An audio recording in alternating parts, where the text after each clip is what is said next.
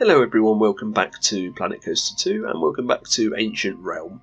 In today's episode we're going to be doing lots more dark ride stuff, and in fact in this video I'd say 80% of the dark ride stuff is done, which is great because it means I can move on.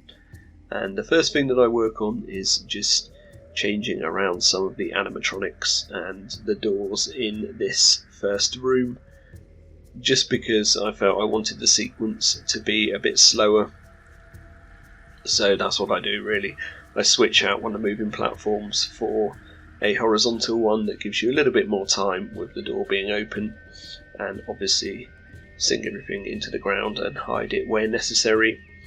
So we get a little bit longer on this sequence, and then it's just playing about with that and then hiding everything behind the scenes. Obviously you won't go behind this building much, but it's important to cover everything up, so that's what I do. You can see I'm playing around a lot with the sequencer just to get everything perfect, and I do prefer the way this turns out in the end, so I'm glad that I went back and changed it around. I'm getting a little bit more confident now with the moving platforms, so you might see that I've also uploaded a tutorial on how to make moving doors in Planet Coaster 2. It's the first time I've ever tried a video like that, so it's something a little bit different. But I really just wanted to get that out there because I kind of noticed that although there are tutorials for the moving platforms up on YouTube, I couldn't find anything specific to sort of making your own doors. And that's something I feel I've now got a lot of experience at, so I thought I would do a video and hopefully some of you find that helpful.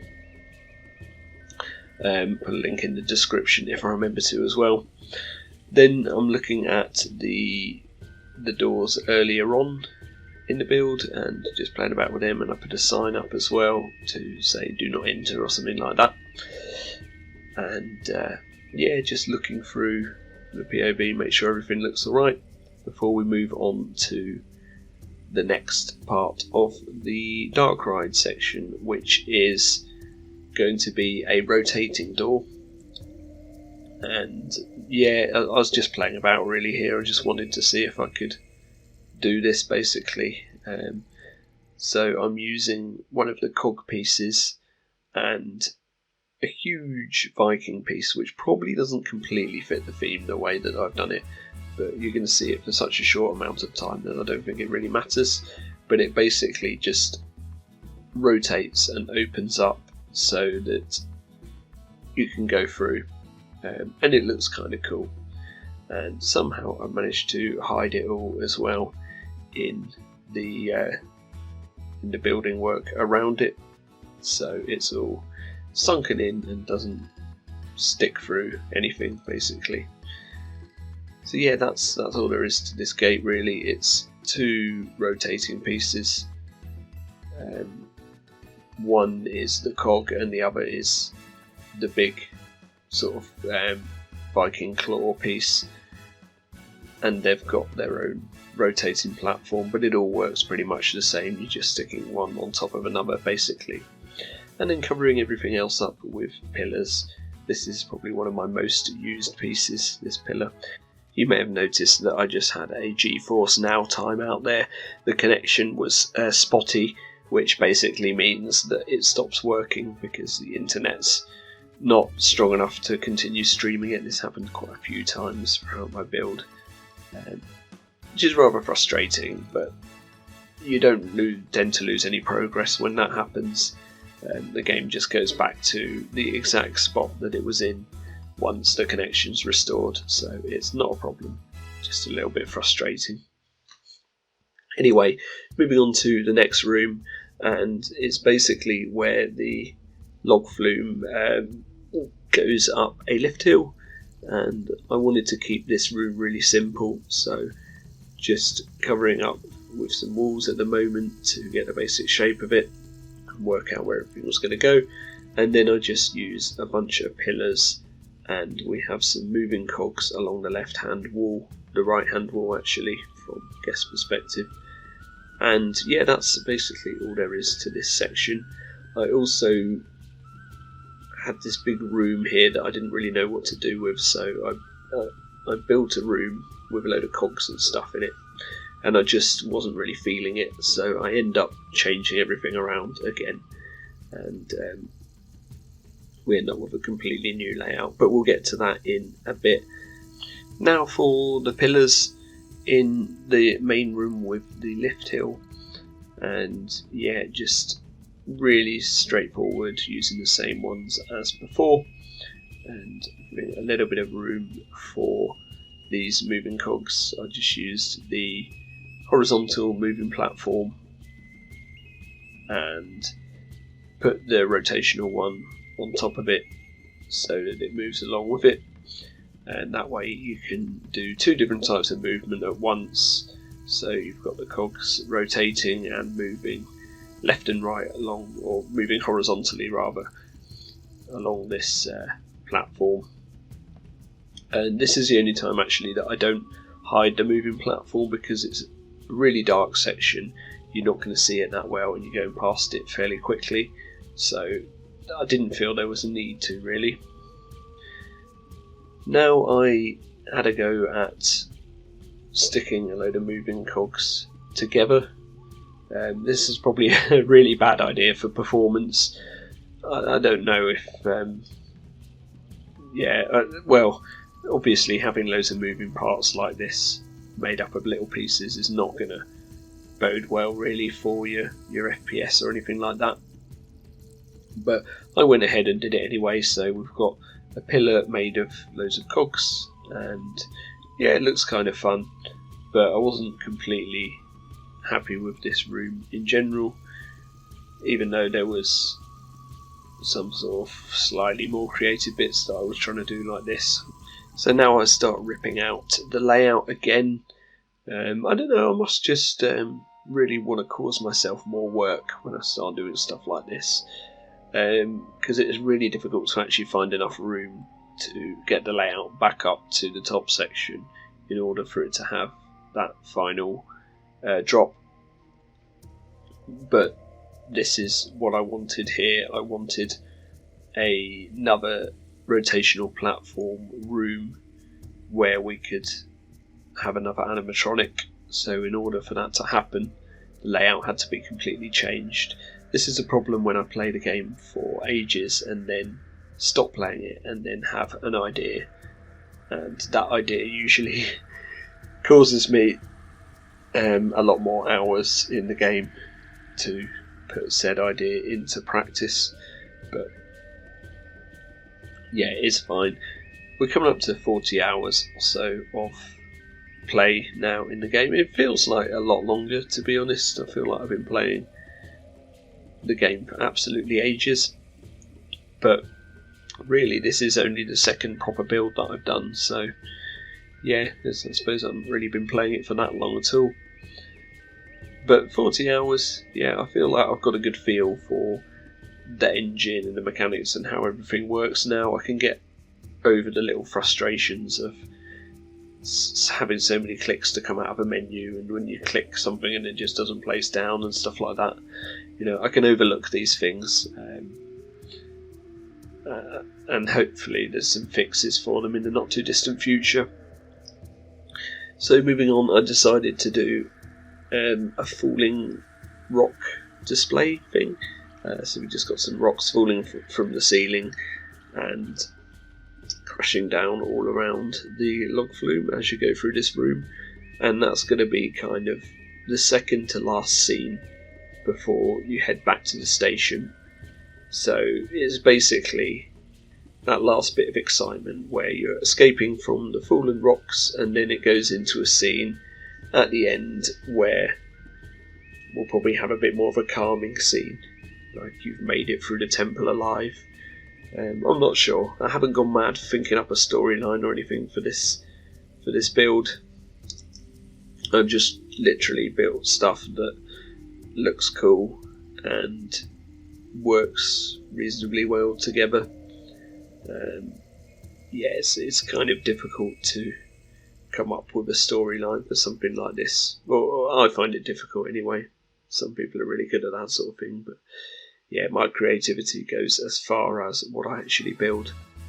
So it had another little crash there, and then continued on, and just placing down some walls so that we can see how it's going to enter the last and final scene, which doesn't get built in this one, by the way. And then closing everything off just so that I can do the lighting in this final section, which is always fairly straightforward. Now I'm using the pillar for some trims, and yeah, a lot of these rooms I'm not going crazy with the actual detailing in the rooms because they're going to be very dark anyway, and it's just going to be sort of dim lighting to give that ambience and atmosphere in the rooms, so there's no need to go crazy really with extravagant theming everywhere, except from this pillar with cogs on it, which does end up staying, because I thought it was just too cool not to use. You can see I'm doing some decals and some mossy bits and everything like that. We end up putting a load of rocks and little bushes in this room as well, just to make it look a bit overgrown, and like this is sort of part of the temple, you know, that's falling apart. You've got the rocks coming down, you've got moss everywhere. Yeah, I think it's kind of a cool idea after you've come out of the room with all the cogs and gears in it, which again doesn't really make a lot of sense, but I suppose it's stuff that you'd kind of see in a temple, isn't it? And it's kind of similar actually to the adventure theming in Blanco 1, where we had a set with all these pieces and animatronics. Here it's just the same thing we're doing in custom really, so it's just to see if I could build a slightly different theme in the game.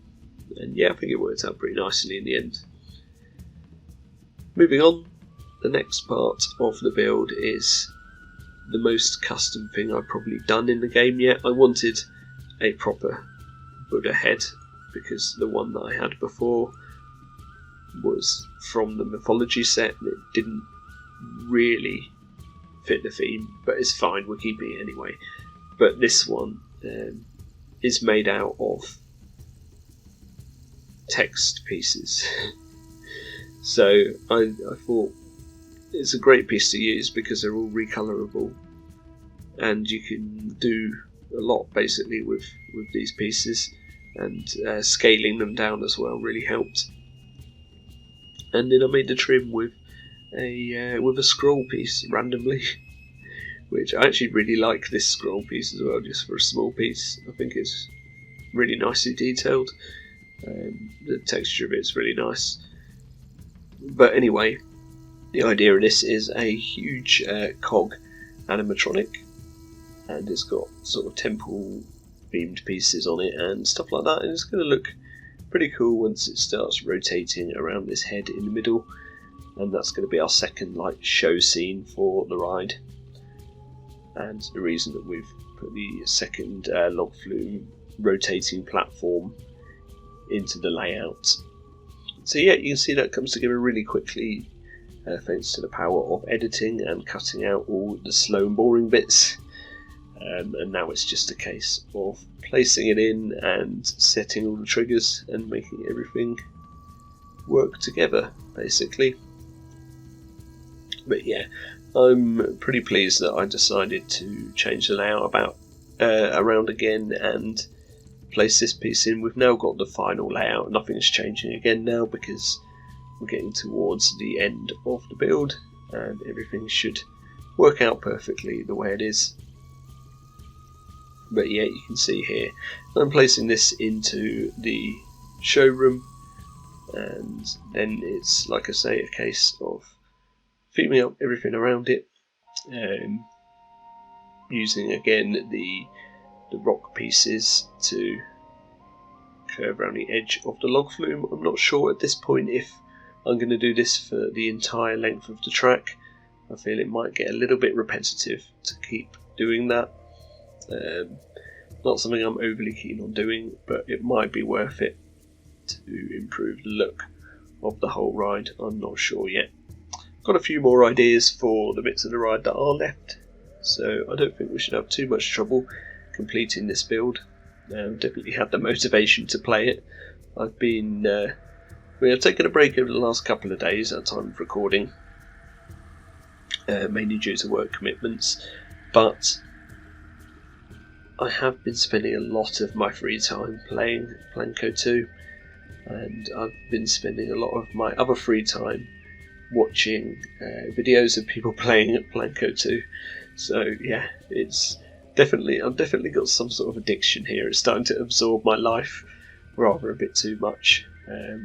I've actually probably enjoyed playing it more than I anticipated that I would, which is really strange, especially due to the reception that it seemed to get. But yeah, it's each their own. I really enjoyed the game. I'm having a great time playing it, so while I've got that motivation, I'm going to carry on building and see what we can come up with. We've got a couple of ideas of what to do next after this build's finished, which won't be too far off. But yeah, I've only got some vague ideas. I don't think I want to start anything too big at the moment. This was a bit more of an ambitious project than what I originally had in mind. But you never know really until you start building something how it's going to sort of turn out. So finally I'm working on another custom rotating door, and I think this one's better than the last one, to be honest. And then just doing a little bit of triggering with the sequencer in the showroom, and that's pretty much it for this episode. Thank you for watching, and I'll see you all in the next one. Bye bye.